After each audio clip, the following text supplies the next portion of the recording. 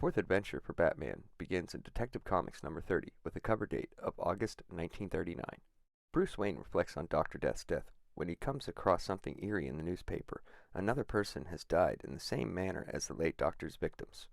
Disguised in gloves or Ricky's jacket, he visits the latest victim's widow. After talking to the widow and finding out that her husband had a death threat and ransom just like the rest of the other victims in Dr. Death's case, she tells him that they didn't have cash to pay the ransom, but they did have diamonds downstairs in the safe. After hearing this, Batman knew that Dr. Death would come back to find them. He suits up later that night, hops in the Almost-mobile, and heads back to the widow's house. Batman scales the walls, crawls in a window, shines his flashlight at George Washington, and finds the safe. Meanwhile, we find out Batman was right, and Dr. Death still lives. He sends Mikhail to collect the diamonds at Widow Jones's residence. The caped Shriner breaks in and makes his way up.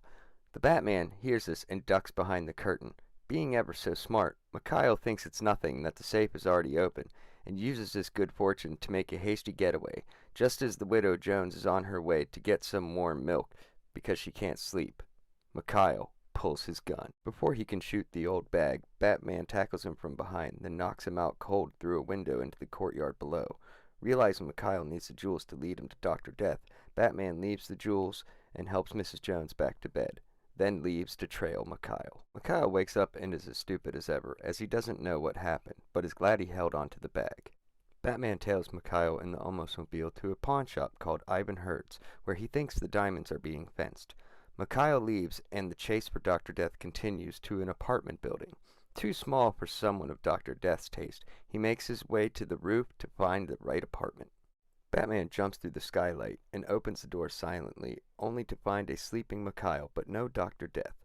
He takes a capsule from his utility belt and tosses it near Mikhail, breaking open and filling the room with gas. It knocks out Mikhail, and Batman starts his search, which reveals nothing.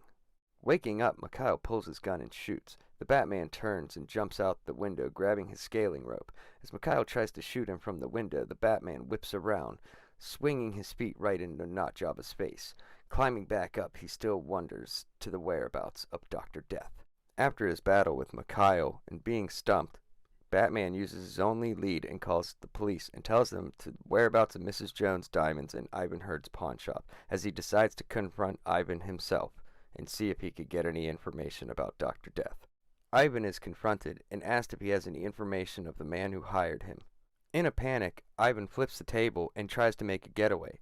Like lightning, the Batman ropes Ivan's neck, pulls hard, and Ivan's hair flies off. Batman turns him around, and in a moment all Scooby-Doo fans will have to give thanks to, he rips off a mask, revealing Ivan was Dr. Death the whole time, and he was alive but disfigured from the lab fire. Police arrive to find Dr. Death tied up with a note from the Batman explaining everything.